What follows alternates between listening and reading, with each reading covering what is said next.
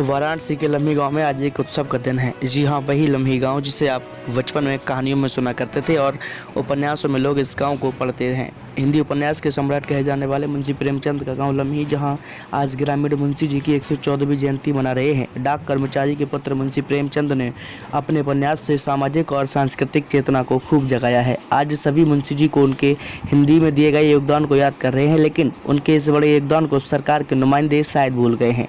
यही वजह है कि इतने बड़े उपन्यासकार जिन्हें देश विदेश के लोग भूल नहीं पाते, उनकी जयंती पर उनके गांव में आयोजित कार्यक्रम में न तो कोई जनप्रतिनिधि पहुंचा और न ही कोई प्रशासनिक अधिकारी पहुंचा। इससे ग्रामीणों में काफ़ी मायूसी है।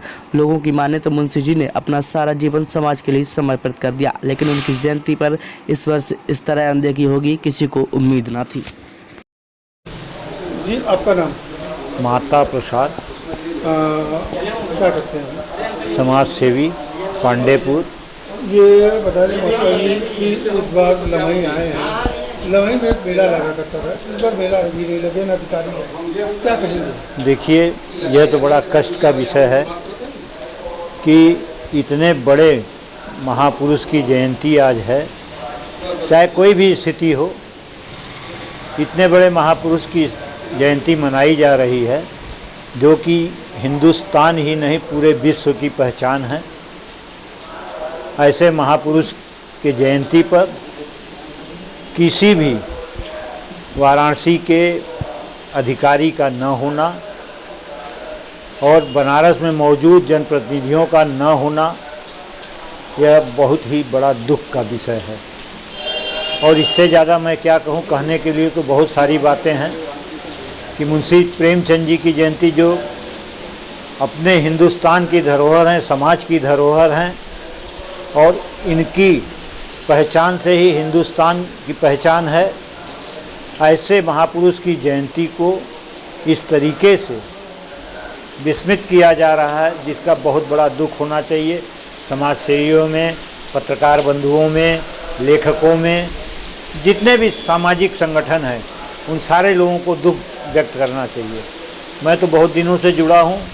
शायद सबसे पहला आंदोलन मेरा ही था मुंशी प्रेमचंद जी की जयंती को बनाने के लिए। उसमें भाई सुरेश चंद्र भी सम्मिलित थे, और उसी के बाद से ही इस लम्ही और मुंशी प्रेमचंद जी को जीवंत करने का काम हुआ, जो आज पुनः उसी अवस्था की ओर जा रहा है जिस अवस्था की ओर थे।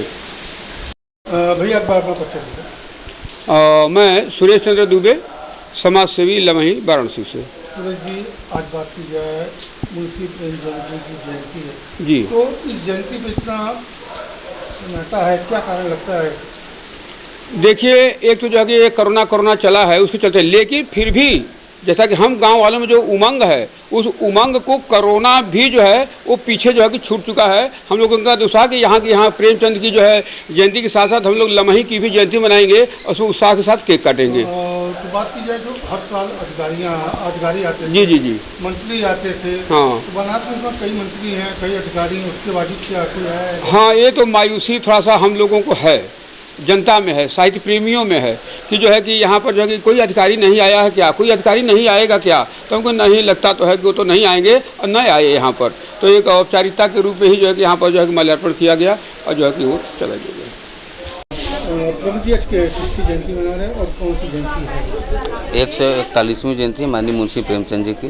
क्या किया है जी, क्या किया? आज हमने केक काट के बच्चों को वितरण किया और बच्चों को हमने शुभकामना भी दिया कि इन्हीं बच्चों में से फिर कोई मुंशी प्रेमचंद जी का अवतार ले।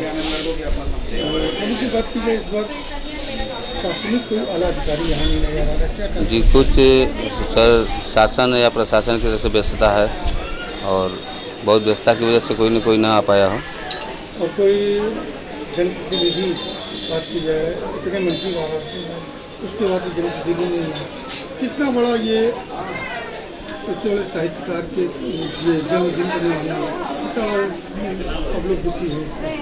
सर, ये तो एक विषय है सोचने का, लेकिन निश्चित ही सरकार की कुछ व्यस्तता बहुत ज़्यादा रही होगी, जिसके कारण किसी को यहाँ नहीं भेजा जा सका।